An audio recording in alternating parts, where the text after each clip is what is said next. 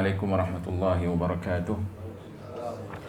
Innal hamdalillah nahmaduhu wa nasta'inuhu wa nastaghfiruh wa na'udzu billahi min shururi anfusina wa min sayyiati a'malina.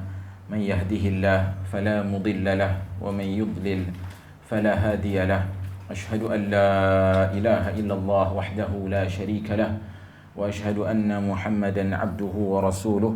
Allahumma salli wa sallim wa barik ala Muhammad wa ala alihi wa ashabihi wa man tabi'ahum bi ihsanin ila yaumiddin. Amma ba'd.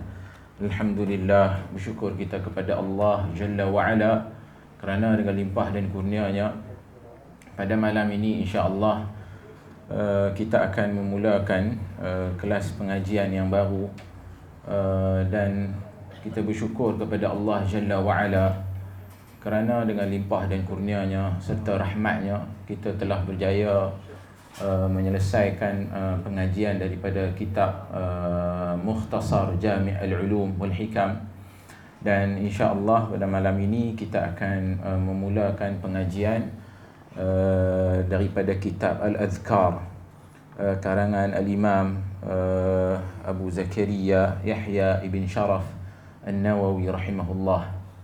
Hadirin hadirat yang dirahmati Allah sekalian, kitab Al-Adhkar ini ataupun ia juga dikenali dengan satu lagi nama, iaitu Hilyatul Abrar wa Syi'aril Akhyar wa Talkhisid Da'awati wal Adhkar Al-Mustahabbati bil Laili wan Nahar. Al-Adhkar tu nama yang panjang lah, manakala nama yang pendek. Nama yang panjang adalah Hilyatu Al-Abrar. Hilyah perhiasan bagi orang-orang yang Hilyatul Abrar. Abrar ni kebaikan yang banyak kan. Wa Syi'aril Akhyar, syiar lambang, akhyar kebaikan. Wa talkhisid da'awati wal adhkar, ringkasan kepada doa-doa dan juga zikir. Al-mustahabbati bil laili wan nahar, yang digalakkan untuk kita amalkan pada waktu malam dan juga siang. So kitab kita ini adalah kitab yang masyhur sebenarnya, yang dikarang oleh Imam An-Nawawi rahimahullah, yang mana ia antara kitab yang ataupun kita kata konten utama, maudhu' kitab ini adalah menghimpunkan doa-doa seperti mana yang termaktub dalam tajuk dia tadi, Talkhisud Da'awati wal Adhkar, doa-doa dan juga zikir yang sabit daripada sunnah Nabi sallallahu alaihi wasallam. Dan kitab ini telah dikarang oleh Al-Imam An-Nawawi rahimahullah, seperti mana kita menyambung pengajian yang sebelum ni, kitab hadis 40 tu dikarang oleh Al-Imam An-Nawawi rahimahullah juga. So kitab kita yang seterusnya ini juga dikarang oleh Al-Imam An-Nawawi rahimahullah. Kitab Al-Imam An-Nawawi, kalau kita lihat kitab-kitab Imam An-Nawawi ini telah diterima oleh umat Islam sejak dulu lagi, selepas daripada kewafatan beliau, sehinggalah sekarang kitab-kitabnya diterima oleh masyarakat, dan tidak ada masjid dan tidak ada surau, sama ada di Malaysia ataupun di dunia ini, yang tak ada pengajian, boleh kita katakan sampai macam tu, tak ada pengajian daripada kitab An-Nawawi, Imam An-Nawawi rahimahullah. Pasti akan ada sama ada dalam fiqh ataupun dalam hadis. Dan ini adalah kelebihan yang Allah Subhanahu wa taala kurniakan kepada beliau. Sebab itu dinukilkan daripada Al-Imam Az-Zahabi rahimahullah. Az-Zahabi kata, apalah yang diniatkan oleh An-Nawawi rahimahullah, sehingga kan tidak ada rumah melainkan adanya kitab Riyadhus Salihin karangan beliau. Menunjukkan betapa beliau ikhlas ketika menulis kitab tersebut, sehingga kan Allah Azza wa Jal menetapkan kitab-kitab beliau ini diterima oleh masyarakat. Dan ini termasuk di antara di dalam mizan hasanat dia, dalam timbangan amal salih dia. Dan bayangkan sejak beliau meninggal dunia sehingga sekarang, saham itu berterusan ke pahala kebaikan itu tersebar. Dan inilah yang kita harapkan dalam proses kita menuntut ilmu ni.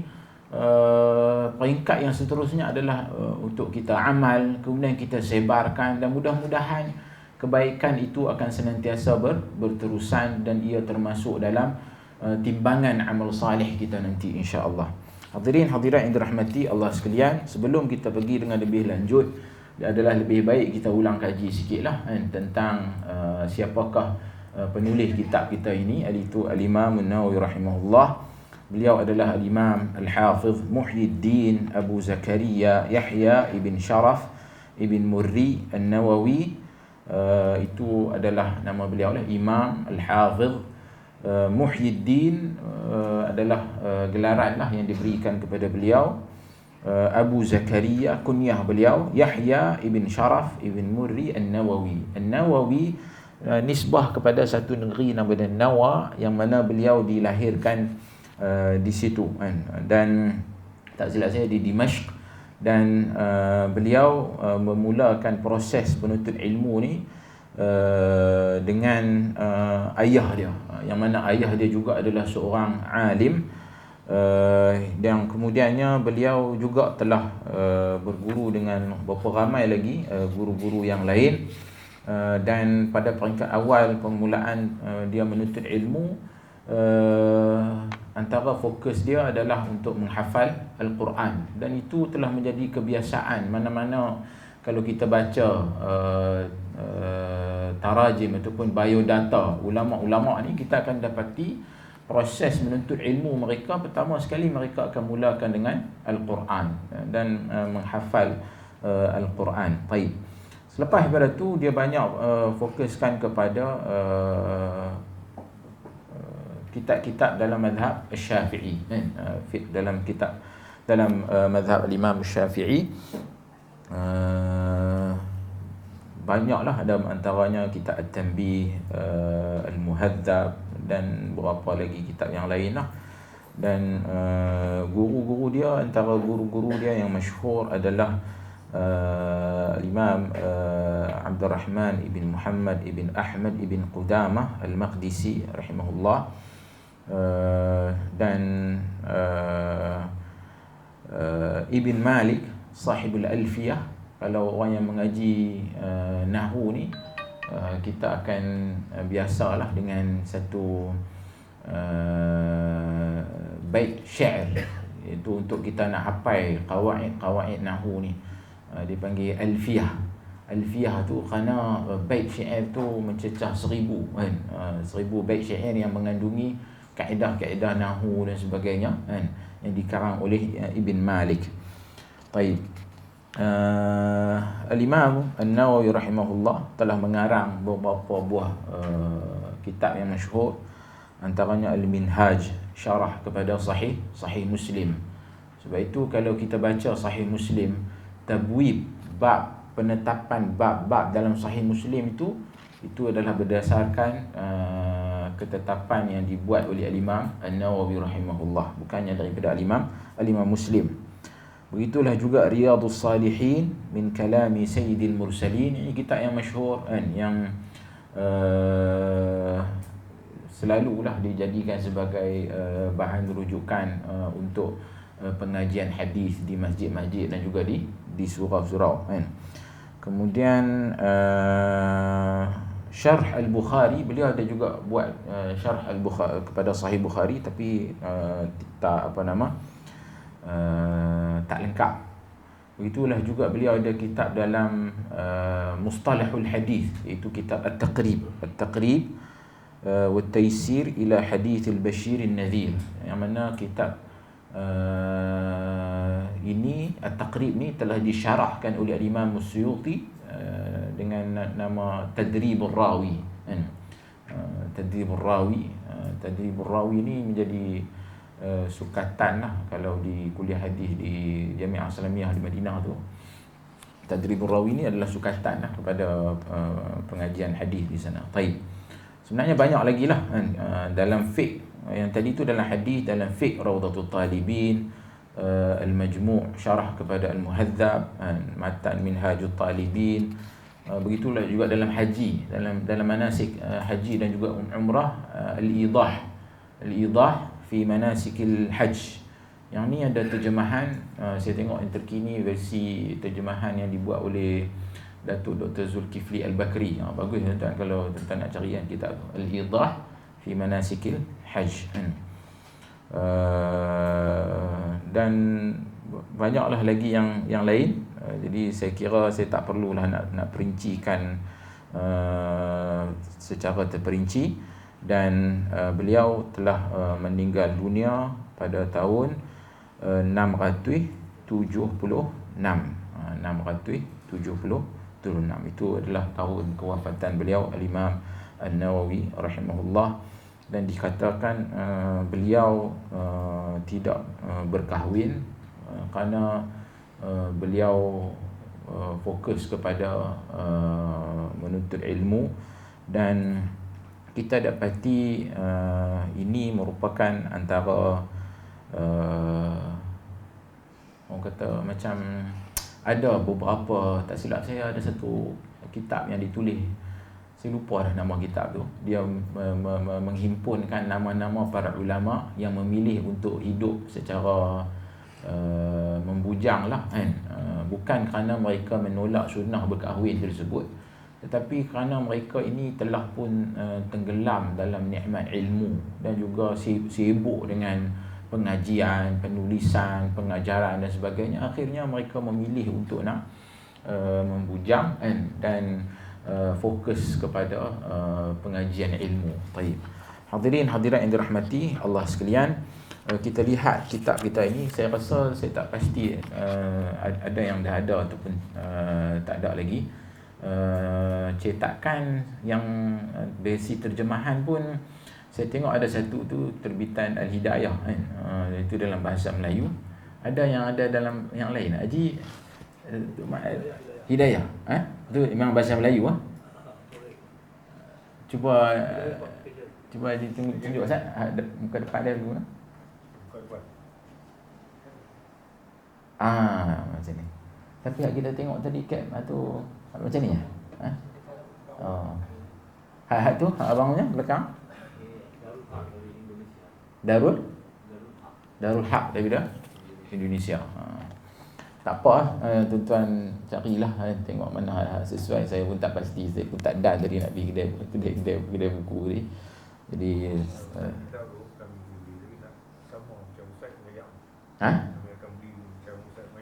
oh sama macam ni.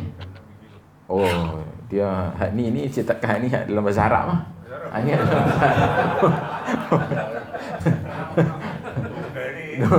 ni dalam bahasa Arab. Ni cetakan 2019 daripada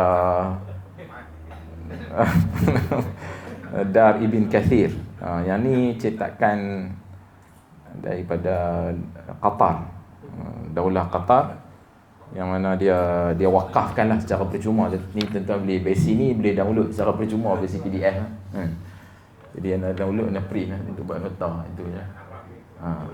Tak apa, nanti boleh dia order sama ada Hak Hidayah tukar kan.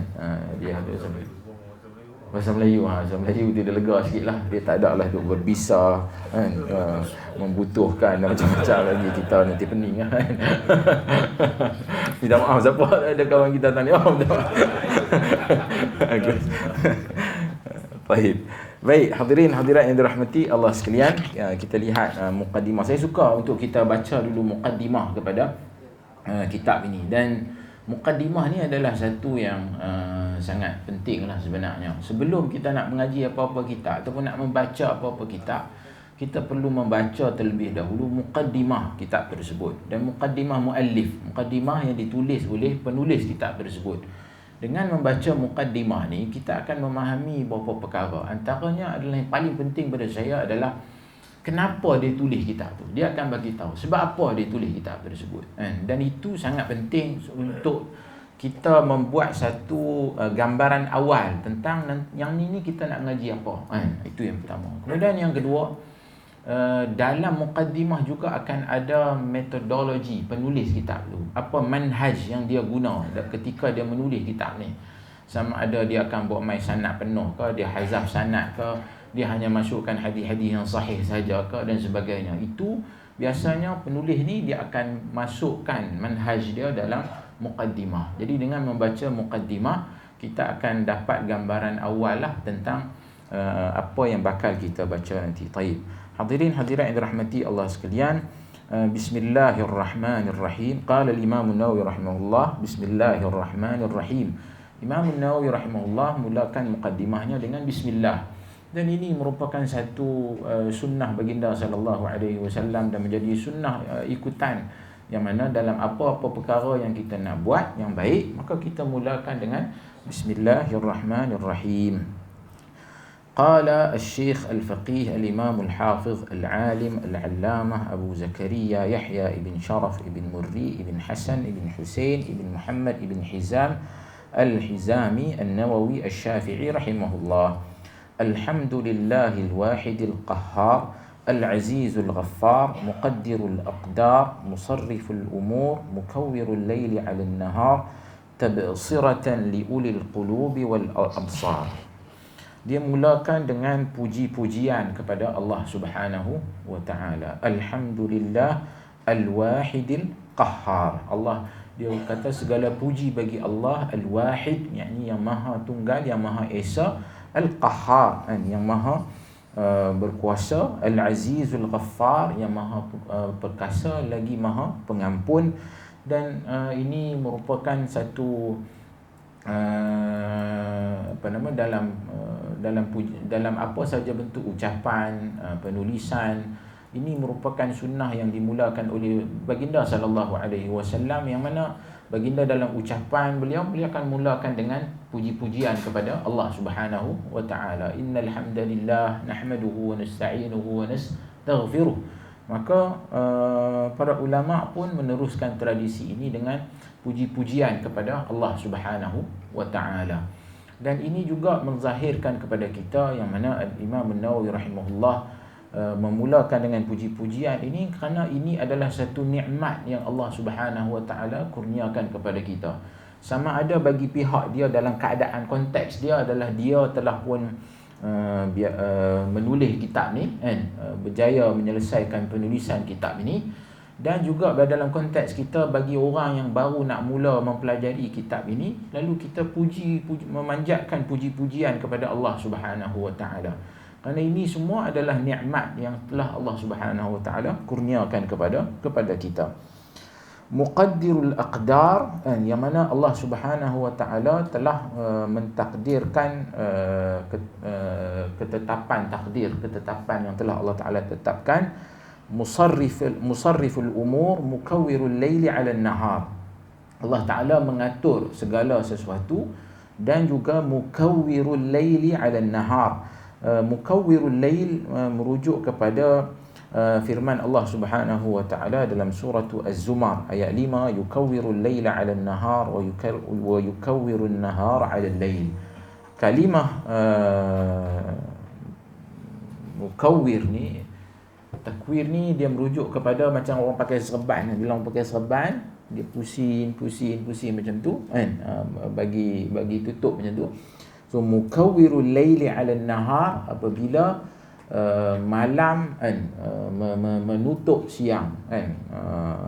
Begitulah juga sebaliknya kan, menunjukkan bahawasanya kesemua ini siang, proses siang dan malam, pertukaran siang dan malam ini adalah di bawah kekuasaan Allah Subhanahu wa taala. Tabsiratan li ulil qulubi wal absar alladhi ayqadha min khalqihi man istafahu fa adkhalahu fi jumlatil akhyar. Kata Imam An-Nawawi rahimahullah, tabsiratan li ulil qulubi wal absar, agar dijadikan renungan oleh orang-orang yang mempunyai akal fikiran dan juga penglihatan, alladhi ayqadha min khalqihi man istafahu fa adkhalahu fi jumlatil akhyar, kan, yang menyedarkan di antara ataupun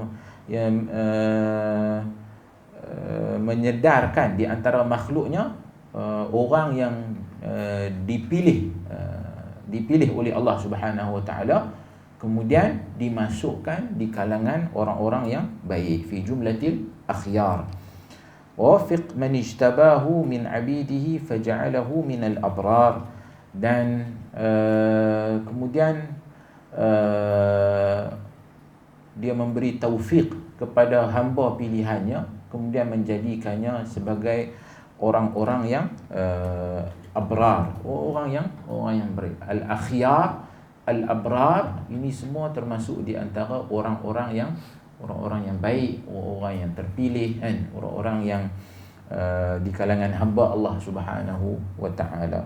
Wa bassara man ahabbahu fazahhadahum fi hadha ad-dar, dan kemudian menjadikan wa bassara man ahabbahu fazahhadahum fi hadha ad-dar. Allah Subhanahu wa taala kemudiannya menjadikan mereka ni sebagai orang yang zuhud dengan dunia ini. Zuhud ni dalam erti kata mereka mengutamakan akhirat berbanding dengan dunia. Fazahadahum fi hadha ad-dar fajtahidu fi mardatihi wa ta'ahhubi lidaril qarar.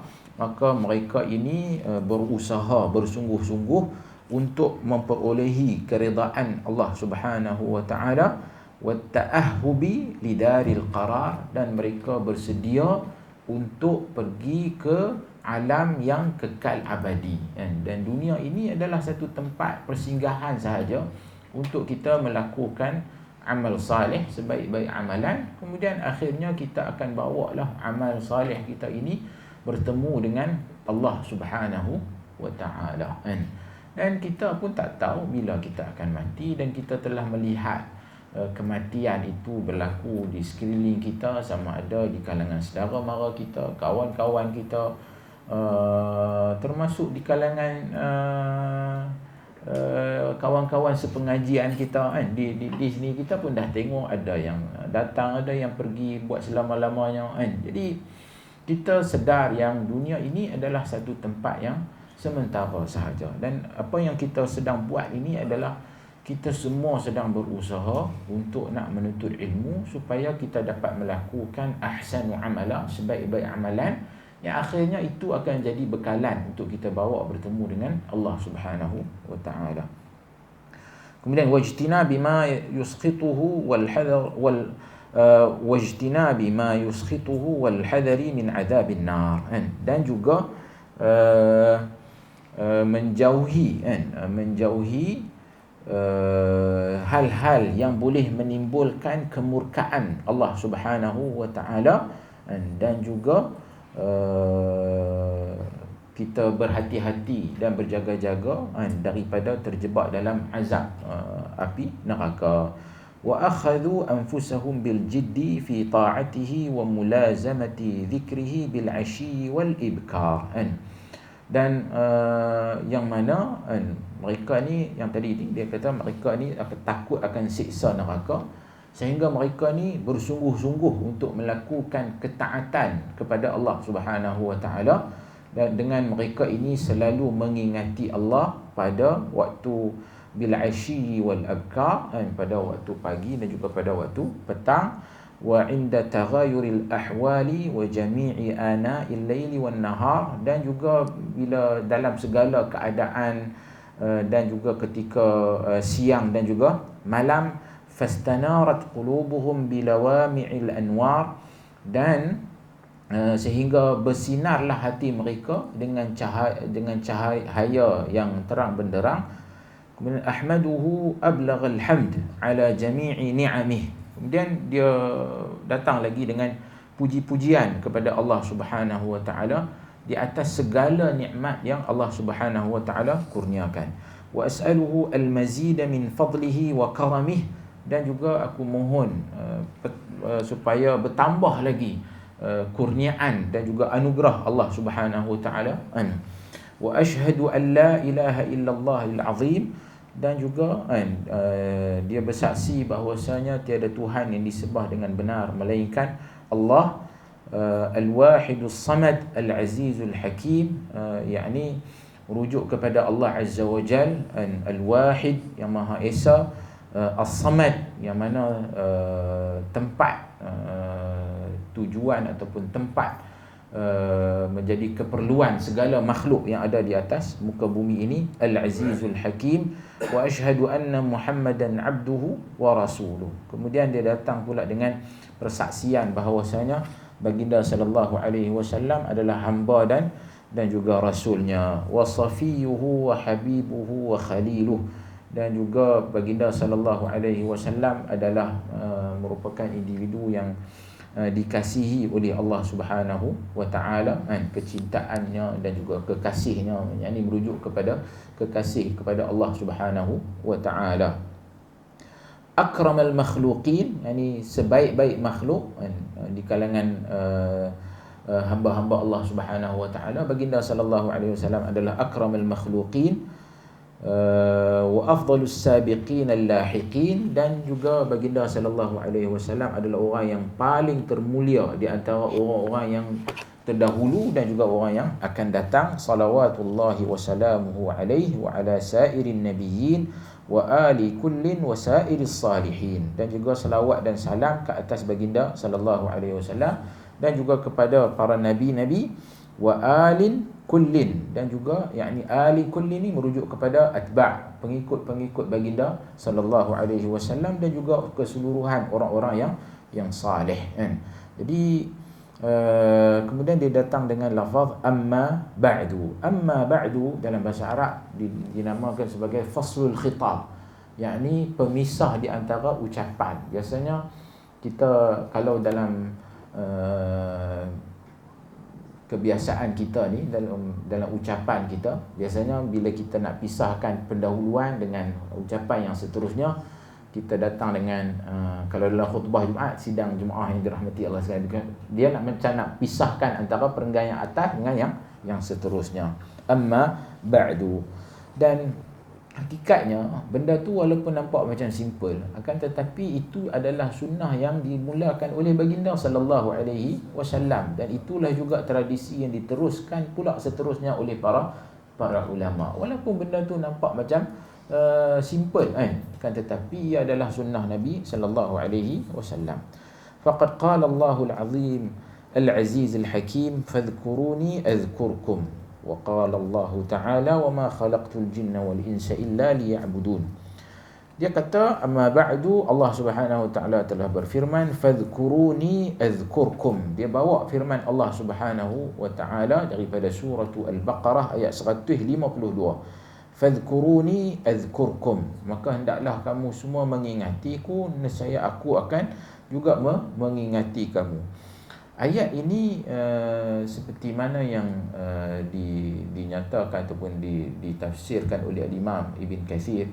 Imam Ibn Kathir menukilkan perkataan Sa'id Ibn Jubair, salah seorang tabi'in. Dia kata fadhkuruni, yakni Allah Ta'ala kata udhkuruni bi ta'ati, ingatlah aku ataupun sebutkanlah aku ni dengan mentaatiku.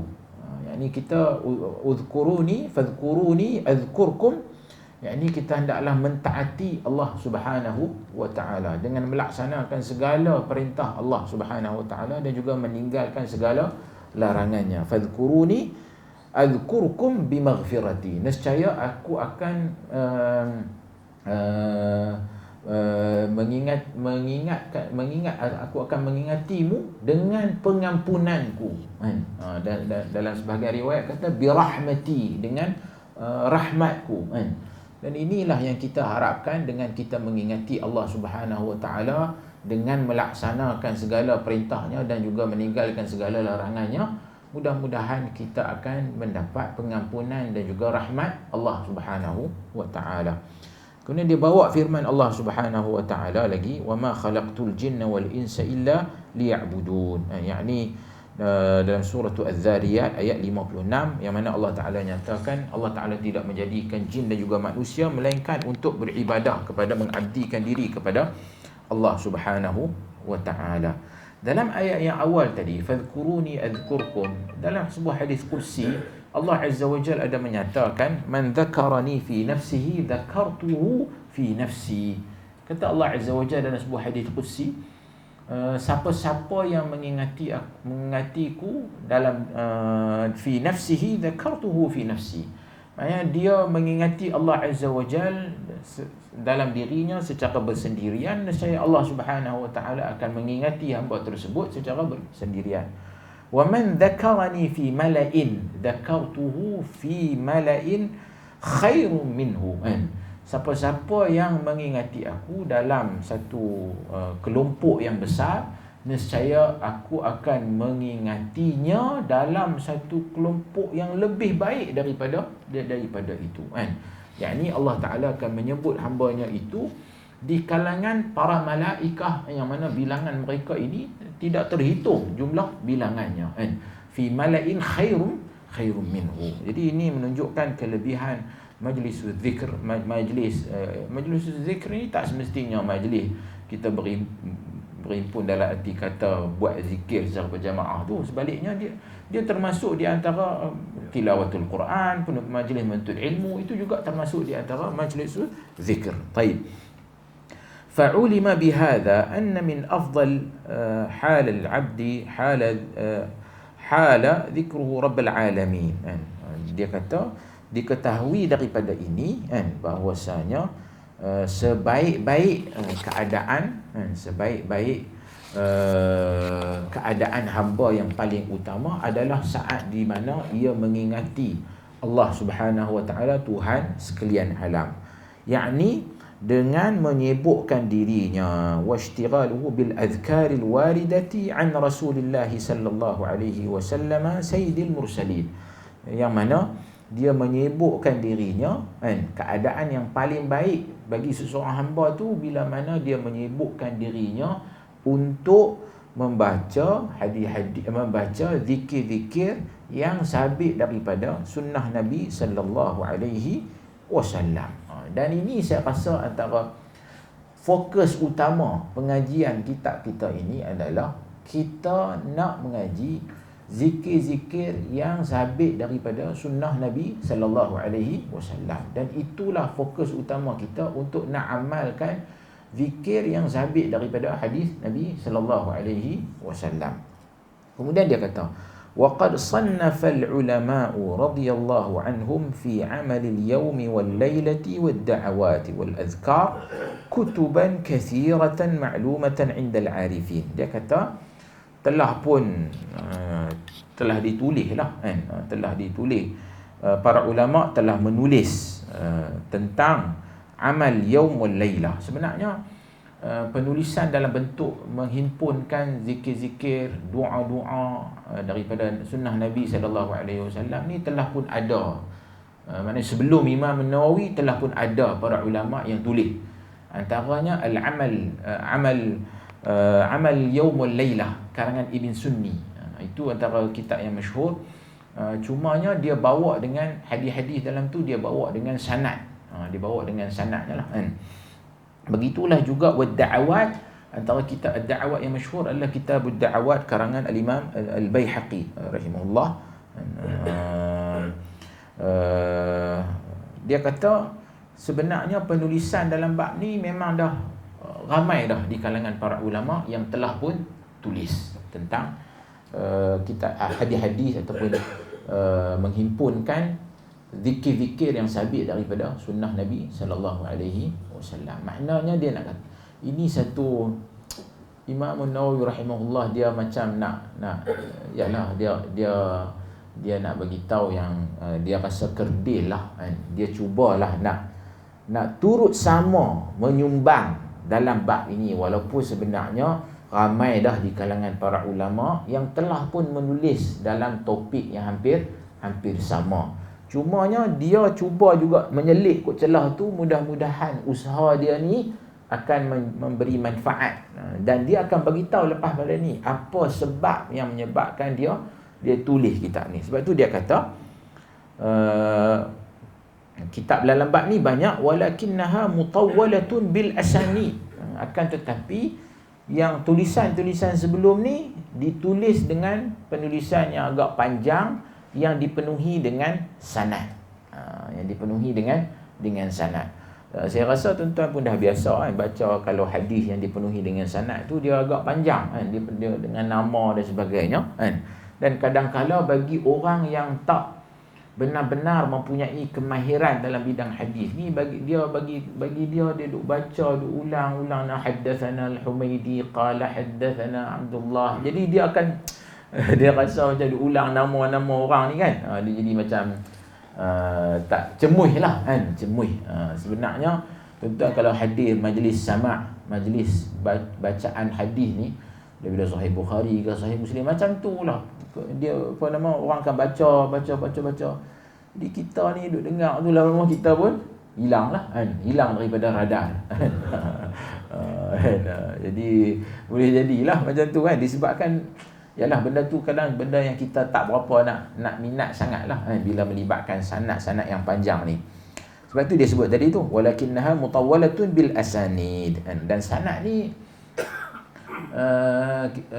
merujuk kepada silsilatur rijal, rantaian para perawi yang meriwayatkan sesuatu hadis.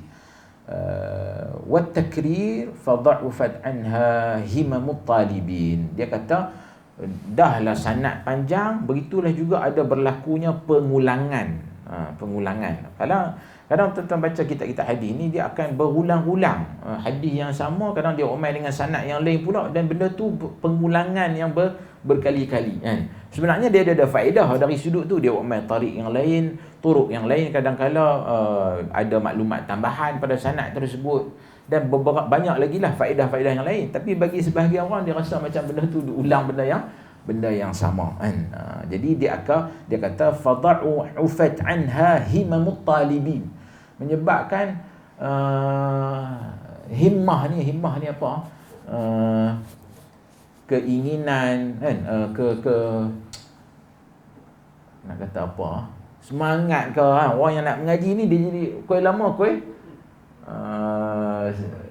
kehilang kan. Jadi pengajian ni kalau kita pergi tengok di mana-mana pun memang macam tu lah. Bukan mudah sebenarnya nak istiqamah dan sebagainya kan. Ramai, lepas tu next punya sikit lah, tinggal 2-3 orang kan. Dia macam tu lah kan. Sebab dia bukannya mudah untuk kita nak konsisten dalam pengajian ni kan. Jadi sebab itulah Imam Nawawi dia rasa dia nak mudahkan. Sebab tu lepas tu dia kata faqasadtu tashila dhalika ala ar-raghibin. Dia kata aku berniat untuk nak mudahkan kepada para pembaca yang berkeinginan untuk nak membaca berkaitan dengan topik ni.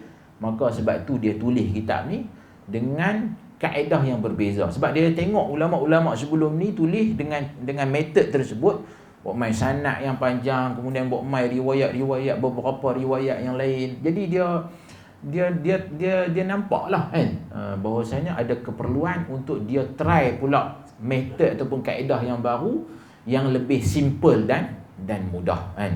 Sebab itulah antara sebab kenapa dia tulis hadis 40 tu kan, Arba'in Nawawi, sebab dia tengok ada keperluan untuk nak himpunkan hadis-hadis Nabi yang bersifat jawami'ul kalim, yang menghimpunkan hadis-hadis Nabi yang ringkas dan mengandungi maksud yang banyak, yang merangkumi usul, perkara-perkara usul dalam agama kan. Jadi dia buang sanad, dia bagi ringkas supaya para penuntut ilmu ni bila tengok ringkas ni dia tak cemuih lah kan, dia rasa lebih semangat untuk nak mengaji. Jadi fashara'tu fi jam'i hadzal kitab mukhtasaran maqasid ma dzakartuhu taqriban lil mu'tanin wa ahdhifu al asanid fi mu'dhamihi lima dzakartuhu min ithar al ikhtisar. Mudahnya saya ringkaskan pada tuan-tuan terjemahan ni. Dia kata lepas pada tu aku pun mulakanlah proses untuk nak menulis kitab ni, menghimpunkan hadis-hadis dalam kitab ni dengan ringkas supaya memenuhi maksud tujuan asal dia tadi untuk nak memudahkan para para pembaca kan. Dan juga dia buang sanad-sanad kan, supaya dia jadi ringkas lah. Jadi kita akan dapati nanti hadis-hadis ni terus kepada sahabi al-hadis, dan tidak ada sanad yang panjang. Walikaunihi mawdu'an lil muta'abbidin, yang mana dia kata tujuan dia tulis kitab ni juga, fokus utama dia adalah kepada orang yang nak melaksanakan amalan ibadah. Maknanya lepas baca kitab Al-Azkar ni terus boleh amal. Itu fokus utama dia. Kalau buat main dengan sanad dan sebagainya, itu lebih kepada, sebab sebenarnya buku-buku ni, kitab-kitab ni dia ada fokus utama dia. Yang ni untuk siapa? Level dia untuk pengkaji, orang yang nak buat kajian. So dia sesuai lah baca kitab-kitab yang panjang, yang disertakan dengan sanad. Itu untuk level-level orang yang nak buat research, kajian dengan lebih terperinci. Sebab itu kitab-kitab mutawwalat yang panjang-panjang ni kan, dia sebenarnya tak sesuai untuk diterjemahkan dan dibaca oleh penuntut ilmu pemula. Orang biasa ni itu orang tak sesuai kan. Kerana dia ditulis untuk pengkaji, orang yang nak mengkaji. Bukan kita kata tak boleh, nak baca silakanlah kan. Tapi kadang-kadang level dia tu lebih tinggi lah kan. Jadi dia lebih sesuai macam dengan syarah pada Sahih Bukhari kan, Fathul Bari. Itu semua kitab-kitab yang syarahan yang panjang-panjang ni sesuai untuk pengkaji lah, penuntut ilmu pada level yang lebih tinggi. Itu sesuai kan. Baik. Walaisu ila ma'rifatil isnadi mutatalli'in bal yakrahunahu wa in qasura illa al-aqallin. Dia kata dia tujuan dia untuk orang yang nak buat amalan ibadah, bukannya kepada orang yang nak semak ataupun nak mengkaji sanad-sanad ni tadi kan. Bahkan ada sebahagian orang dia kata tak sukalah dengan sanad ni. Dia maksudkan bukanlah membenci pada sanad tu, tak suka tu dari sudut dia akan jadi panjang lah kan. Jadi panjang, pengulangan dan sebagainya.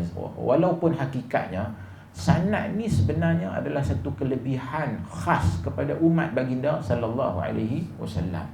Sebab itu para ulama ada menyatakan, antaranya kata-kata Abdullah bin Mubarak yang masyhur, al-isnadu minan din, laula al-isnad laqala man syaa ma sya'an. Isnad itu, sanad ini sebahagian daripada agama. Kalaulah tidak kerana sanad ni, nescaya siapa-siapa kan boleh kata apa sahaja yang dia nak kan. Jadi ini merupakan kelebihan yang Allah Subhanahu wa taala kurniakan kepada umat baginda sallallahu alaihi wasallam. Jadi atas itulah telah dapat dipelihara hadis-hadis Nabi sallallahu alaihi wasallam, dan tradisi itu diteruskan sampailah ke zaman kita hari ini. Walaupun sebenarnya sanad itu bila dia dah dibukukan dalam kitab-kitab yang masyhur ni, kita tak perlukan lah kepada penilaian sanad itu sehinggalah kepada kita pada hari ini kan. Sebenarnya ada orang yang mengaji dengan ambil sanad kitab Al-Azkar ni sampailah kepada Imam An-Nawawi rahimahullah kan. Sebab itu kalau tuan-tuan tengok ada orang buat majlis bacaan kitab dengan pengijazahan dan sebagainya, itu adalah tradisi yang masih lagi diteruskan oleh para ulama sehingga ke hari ini kan. Kerana bagi mereka kita nak meneruskan tradisi tersebut kan, menghidupkan tradisi tersebut, dan nak merasai bagaimana para ulama dahulu mereka belajarlah kan dengan kaedah tersebut kan. Jadi bukanlah dengan maksud bila kita dah dapat ijazah ataupun sanad tu kita ni jadi macam mana, jadi hebat ke kan. Sebenarnya sanad tu kalau ada nama kita kat situ pun sanad tu habis dah kan. Nama tuan-tuan mungkin baguslah, kalau ada nama saya habis lah kan. Jadi sebab kalau dinilai dengan penilaian al-jarh wa ta'dil, kita ni memang awal-awal sekali out lah kan. Saya lah khususnya kan. Jadi sebab itulah dia majlis bacaan pengijazahan ini semua sekadar tabarruk kan. Kita nak ambil berkat dengan tradisi yang diteruskan oleh para ulama, itu sahaja kan. Jadi saya ingat para penuntut ilmu kena seimbangkanlah dalam hal ini. Jangan terlalu fokus sangat kepada majlis nak ambil sanad ni kan, sehingga kan tak fokus pula pada nak memahami isi kandungan kitab. Dan jangan pula memperlekehkan majlis-majlis ilmu dengan tujuan untuk nak mengambil sanad ni, kerana dia adalah satu tradisi. Kalau tuan tengok di negara Arab, di India khususnya, India antara negara yang masih lagi meneruskan tradisi kan, baca kitab hadis dengan sanadnya kan. Majlis sama' tu dia baca saja kan, kemudian adalah dia ulas sikit-sikit satu benda saja, tapi target depa untuk nak habiskan kitab tersebut secara bacaan kan. Baik. Kemudian dia kata lagi wa li'anna al-maqsuda bihi ma'rifat al-adhkar wal 'amal biha. Dia kata tujuan utama dia untuk kita belajar kitab ni adalah tujuannya untuk nak mengetahui zikir-zikir daripada yang sabit daripada sunnah Nabi sallallahu alaihi wasallam, dan juga beramal dengannya kan. Kemudian dia sebut lagi wa adhkuru insyaallah taala badala min al-asanid ma huwa aham minha mimma yukhallu bihi ghaliban wa huwa bayanu sahih al-ahadith dia kata dia nak beritahu bahawasanya yang lebih baik daripada memasukkan sanad tu sebenarnya adalah ada benda yang kadang-kala kurang diberikan perhatian, yakni merujuk kepada penetapan ataupun menghukumkan status hadis tersebut. Dia kata hak tu lebih bermanfaat untuk orang-orang awam ni berbanding dengan kita nak masukkan sanad dalam hadis-hadis dalam kitab ni. Sebab itu dia kata yang ni dia akan berikan fokus utama dia, iaitu dia nak bagi tahu tentang status hadis sama ada sahih, hasan ataupun dhaif, ataupun hadis tersebut adalah hadis yang munkar. Jadi Imam Nawawi rahimahullah dalam kitab ni dia akan bagi tahu status hadis tersebut berdasarkan ijtihad dan juga penilaian beliau. Dan sudah semestinya pada ijtihad, kerana bab tashih dan juga tad'if ni termasuk dalam bab ijtihad. So kadang-kala ada ijtihad dia yang tepat, ada juga yang tidak tepat kan, tetapi majoritinya sudah semestinya tepatlah kan. Seperti mana kitab dia Riyadhus Salihin, dalam muqaddimah kalau tuan-tuan baca, dia juga telah menyatakan bahawasanya hadis-hadis yang dia masukkan dalam kitab dia ni, dia telah pun pilih tergolong di kalangan hadis-hadis yang berstatus sahih kan. Jadi itu berdasarkan ijtihad dia, walaupun lepas pada tu ada beberapa ulama yang datang kemudian mengkritik beberapa buah hadis. Tapi kalau kritik satu dua hadis tapi dia tepat dalam majoriti, itu dah cukup hebat dah lah kan. Satu dua itu pun belum tentu kritikan orang lain terhadap dia tu tepat kan. Tapi itu sudah cukup untuk membuktikan kehebatan beliau. Dan kritikan ulama kemudian bukanlah bertujuan untuk nak merendah-rendahkan hasil usaha beliau, tapi sebaliknya nak bagi tahu kepada kita tak ada siapa pun yang maksum dalam hal ini, dan tak siapa pun yang terlepas daripada salah dan silap.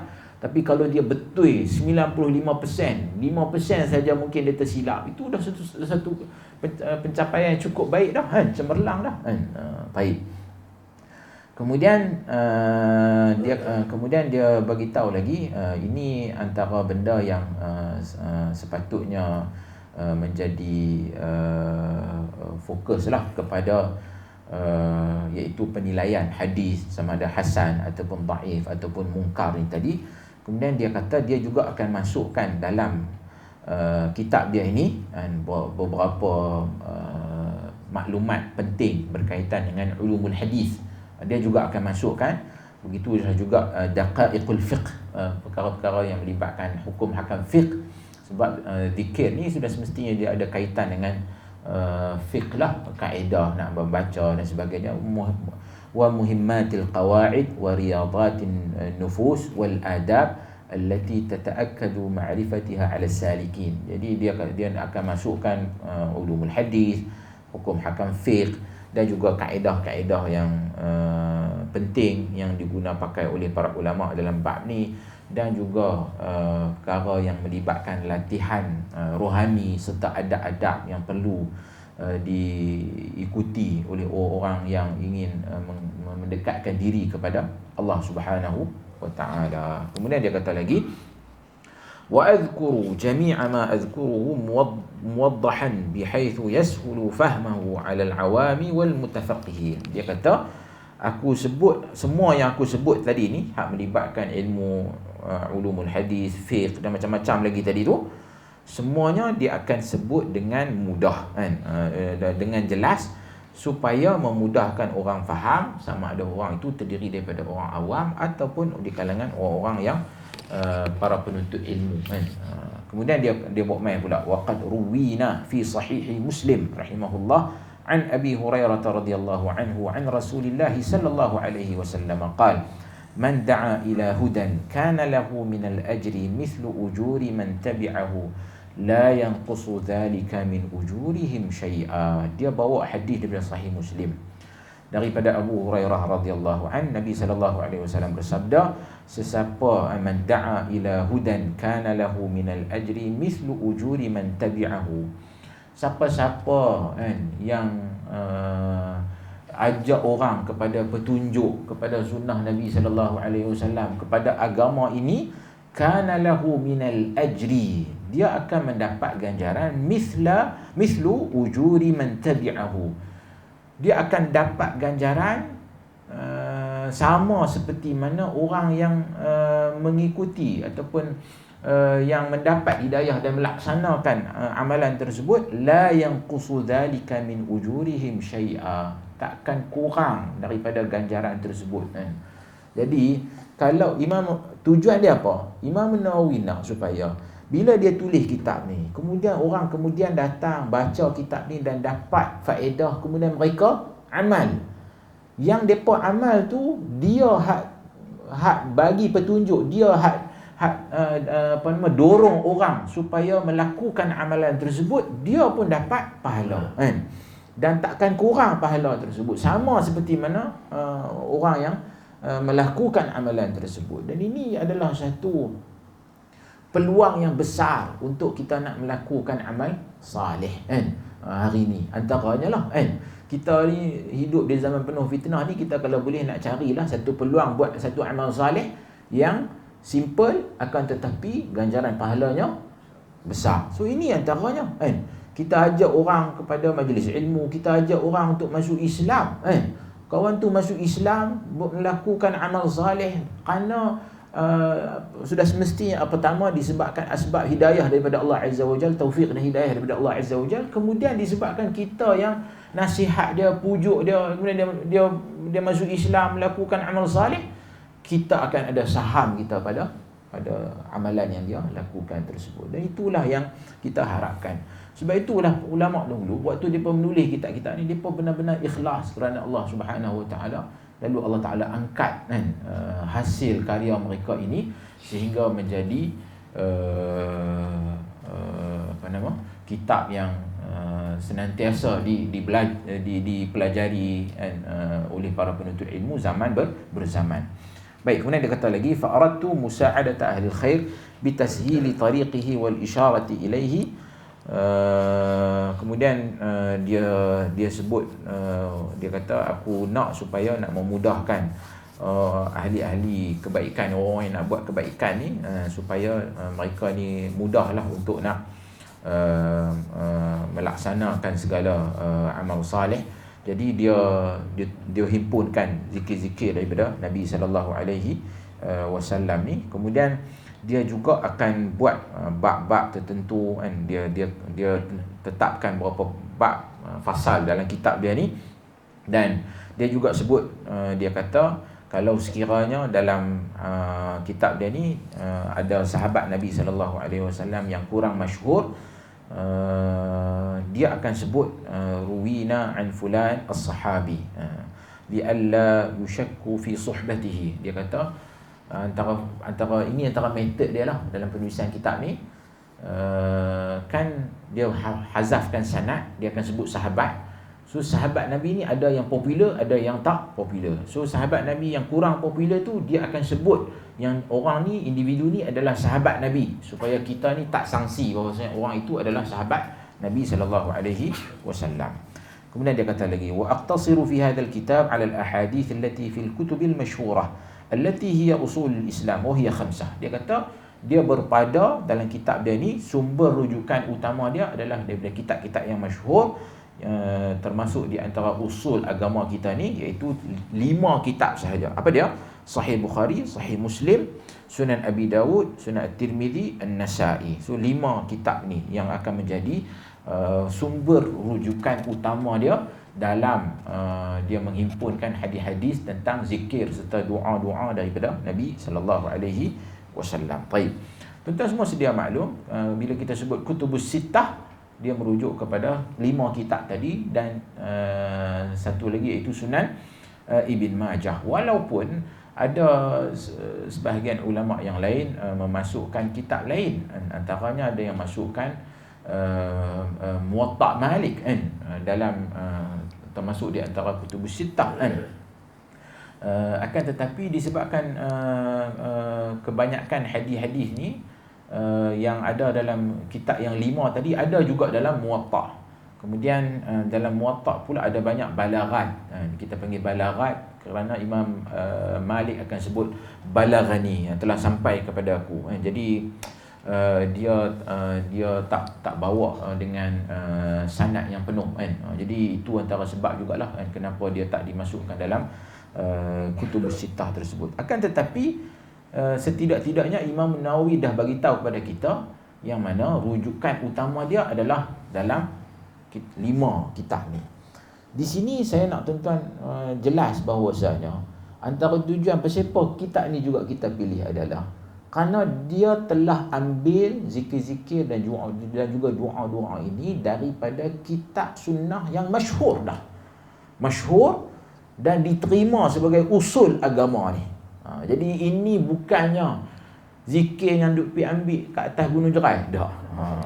Ataupun pergi ambil duk bertapa dalam gua mana-mana, mai tok syekh kan, kita duk bertapa dalam tu, tiba-tiba mai satu orang tok syekh mai ajak kita satu zikir. Dah. Yang ni bukan benda yang bersifat eksklusif seperti mana sebahagian golongan tarikat yang agak ekstrim ni, depa mendakwa yang depa ni telah dapat satu zikir yang semua orang lain tak dapat. Depa saja yang dapat. Dan untuk nak dapat zikir ni perlu melalui satu proses yang agak panjang kan, pergi pada level ni tertentu, lepas kita dah buat ni beribu-ribu kan, pergi pada level baru dapat pula satu amalan ijazah lain pula. Ini tak ada benda-benda yang tersembunyi, tak ada. Benda ni semuanya telah pun termaktub dalam kitab-kitab sunnah yang masyhur kan. Jadi ia bukan sesuatu yang perlu diperolehi dengan cara yang susah kan, ataupun dengan cara yang tersembunyi kan. Jadi ia telah pun jelas ada dalam kitab-kitab hadis yang masyhur. Kemudian dia kata lagi, wa ammal ajza' wal masanid falastu anqulu minha syai'an illa fi nadiri min al mawatin. Dia kata adapun al ajza' merujuk kepada kutubul ajza' ni adalah kitab-kitab yang ditulis dalam dia macam nota kitab simple yang tulis tentang contohnya juz satu bahagian tentang topik tertentu. Hadis man kadzaba alayya muta'ammidan falyatabawa maq'adahu minan nar. So ada ulama yang tulis tentang topik tu saja. So dia himpun hadis-hadis yang berkaitan dengan hadis tersebut. Itu kita panggil kutubul ajza. Wal masanid, kitab musnad, iaitu kitab yang menghimpunkan hadis-hadis Nabi sallallahu alaihi wasallam dan disusun berdasarkan apa? Tuan-tuan banyak kali dah duk ni kan. Musnad ni berdasarkan apa? Berdasarkan sahabat. InsyaAllah tabarakallah. Bagus. Berdasarkan sahabat. Maksudnya kalau musnad Aisyah, so semua hadis Aisyah ada dekat situ. Musnad Ali bin Abi Talib, semua hadis-hadis Ali bin Abi Talib ada dekat situ. Kitab musnad yang masyhur ni adalah musnad Imam Ahmad. Jadi dia kata fokus utama dia adalah 5 kitab utama tadi. Adapun daripada al-ajza' wal masanid, yang ni ada sebahagian kecil sahaja dia akan nukil daripada kitab-kitab ni kan. Kemudian dia kata lagi, wala adhkuru min al-usul al-mashhurati aidan min ad-dha'if illa an-nadir ma'a bayani dha'fihi. Ini yang paling penting.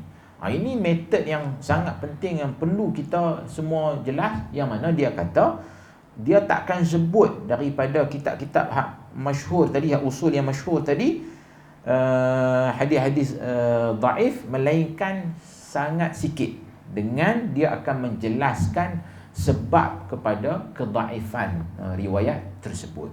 Inilah contoh yang baik yang patutnya diteladani oleh semua orang yang mana dalam menukilkan hadis Nabi SAW, kita mesti ada rasa bertanggungjawab. Kalau sekiranya memang hadis tersebut dinilai dhaif, maka kita kena sebut hadis itu adalah hadis yang dhaif, kan? Supaya kita nak menyedarkan masyarakat bahawasanya menukilkan sesuatu daripada Nabi SAW adalah beban tanggungjawab yang besar.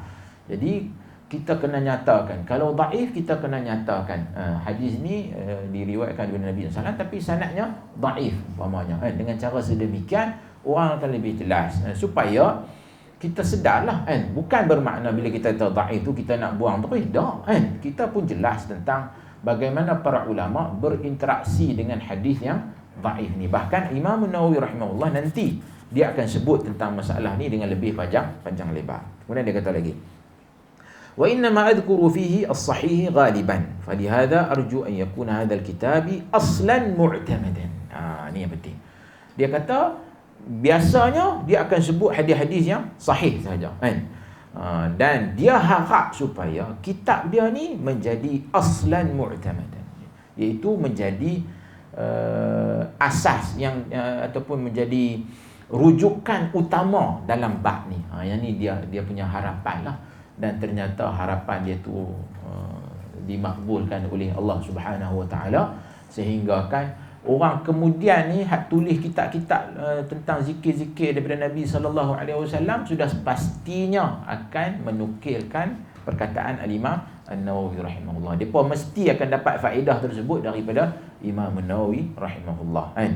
Jadi tidaklah depa ni nak kena duk. Imam Nawawi telah mudahkan, dia telah analisa 5 kitab hadis tadi yang dan dia dah buat benda-benda hak susah-susah tu, dan dia telah mudahkan kepada kita, dia himpunkan dalam satu bab sahaja hadis-hadis tentang yang menghimpunkan tentang zikir-zikir serta doa daripada Nabi sallallahu alaihi wasallam. Kemudian lepas pada tu dia datang lagi lah dengan puji-pujian kepada Allah Subhanahu wa taala. Dia mengharapkanlah Wallahul Karim as'alut tawfiq wal inabah wal i'anah wal hidayah was siyanah wa taysira ma aqsuduhu min al khairat wad dawami ala anwa'il mukarramat wal jam'i baini wa bain ahibba'i fi dari karamatihi wa sa'iri wujuhil masirrat. Ini semua sebenarnya akhirnya dia kembali untuk nak mengharap kepada Allah Subhanahu wa taala. Dia minta at-taufiq. Taufiq ni macam saya pernah sebut kepada tuan-tuan, hidayah ni dia ada dua, hidayatul irsyad, hidayatul taufiq. Irsyad ni kita dapat pengajian, kita dapat maklumat tentang sesuatu, itu adalah hidayatul irsyad. Adapun hidayatul taufiq, kekuatan untuk kita nak melaksanakan apa yang kita dapat dalam hidayatul irsyad, itu bukan semua orang akan dapat, kan? Kita mungkin selepas ini kita baca tentang amalan yang zikir-zikir yang patut kita baca waktu pagi, waktu petang. Tapi bukan semua orang pula dikurniakan kekuatan untuk nak amal. Itu adalah satu bab yang lain pula. Dan itulah yang kita harapkan daripada Allah Subhanahu Wa Taala, supaya kurniakan kepada kita kekuatan untuk kita nak mengamal, kan? Kemudian wal inabah wal i'anah wal hidayah was siyanah. Dia juga mohon bantuan daripada Allah Subhanahu Wa Taala, kan? Minta supaya Allah Taala bimbing, berikan petunjuk, kan? Dan juga mudahkan apa hajat dia ni, kan? Apa yang dia impikan, kan? Dan juga dia minta supaya di kelangsungan kebaikan yang dia dapat ni diteruskan lagi, kan? dan juga dia mohon supaya dihimpunkan antara dia wa baina ahibbai fi dari karamati, dan juga orang yang dia sayang lah kan. Jadi diharapkan selepas pada tu kan dia dihimpunkan dengan orang yang dia sayang, dan sudah semestinya orang sebagai seorang mukmin, orang yang paling kita sayang ni adalah baginda sallallahu alaihi wasallam kan. La yu'minu ahadukum hatta akuna ahabba ilaihi min waladihi wa walidihi wan nasi ajma'in. Jadi Imam Nawawi dia sayang dia buktikan sayang dia kepada Nabi sallallahu alaihi wasallam dengan cara menghimpunkan sunnah Nabi sallallahu alaihi wasallam dalam bab ni, dan dia harapkan mudah-mudahan dengan usaha dia ni satu hari nanti dia dapat untuk bersama-sama dengan baginda sallallahu alaihi wasallam dalam syurga insya-Allah. Kemudian dia kata lagi, wa hasbiyallahu wa ni'mal wakil wala haula wala quwwata illa billahil azizil hakim. Kemudian dia kata kan, hasbiyallah wa ni'mal wakil. Yang ni bila kita dia macam seolah dia kata dia dah usaha buat semua benda ni kan. Dia juga mohon kepada Allah Subhanahu Wa Taala supaya dipermudahkan dan sebagainya, supaya usaha dia ni diterima dan sebagainya. Akhirnya dia berserah kepada Allah Subhanahu Wa Taala. Dan begitulah kita semua sepatutnya. Kita jangan rasa semua benda yang kita buat ni berjaya kerana usaha kita kan, kerana kita ni sendiri. Tak, sebaliknya segala-galanya kita serahkan kepada Allah Subhanahu Wa Taala. Sebab itu dia kata wa hasbiyallah wa ni'mal wakil wala haula wala quwwata illa billahil azizil hakim. Ma syaa Allah la quwwata illa billah tawakkaltu 'ala Allah an i'tasamtu billah wasta'antu billah wa fawwadtu amri ila Allah. Dia kata tidak ada daya dan tidak ada upaya melainkan dengan Allah, dengan izin Allah Subhanahu Wa Taala. Aku berserah kepada Allah aku minta pertolongan kepada Allah, dan aku serahkan semua urusanku ini kepada Allah Subhanahu Wa Taala. Wastauda'tuhu dini wa nafsi wa walidayya wa ikhwani wa ahbabi wa sa'ira man ahsana ilayya wa jami'al muslimin wa jami'a ma an'ama bihi alayya wa alaihim min umuril akhirati wad dunya. Jadi dia kata dia sekah bulat-bulat, dia tinggal semua benda ni kepada agama dia, diri dia, kedua ibu bapanya, kawan-kawan dia, orang yang dia sayang, semuanya ini diserahkan kepada Allah Subhanahu Wa Taala. Dan dia kata fa innahu subhanahu idza studi'a syai'an hafizahu wa ni'mal hafiz. Dia kata sesungguhnya Allah Subhanahu Wa Taala ni bila mana kita ni serah bulat-bulat kepada Allah Subhanahu Wa Taala, dan kita nescaya Allah Taala akan pelihara dan Allah Taala adalah sebaik-baik pemelihara Jadi kita memanglah kita usaha, tapi akhirnya kita serah benda ni kepada Allah Subhanahu Wa Taala. Bahkan yang menariknya bila dia sebut wastauda'tuhu dini wa nafsi wa walidayya, dia tak lupa dengan kedua ibu bapa dia. Dan para ulama dalam hal ini kita akan dapati banyak dalam mukaddimah kitab-kitab depa pasti akan sebut tentang doa kepada kedua ibu bapa. Dan kita ni tak ada apalah melainkan kebaikan yang kita perolehi hari ini kesemuanya selepas daripada kurniaan Allah, ia juga adalah kerana usaha kedua ibu bapa kita. Sebab itu kita jangan lupa dalam kehidupan seharian kita, dalam doa kita dalam solat, antara tempat yang mustajab dalam doa dalam solat, kita kena pastikan kita tak lupa untuk berdoa kepada kedua ibu bapa kita. Jadi itu adalah pengakhiran kepada mukaddimah kitab ini. Kemudian selepas pada tu dia akan mai dengan bab faslun fil amri bil ikhlas wa husnin niyati fi jami'il a'mal adh-dhahirati wal khafiyat. Dia buat mai dengan satu bab tentang anjuran untuk kita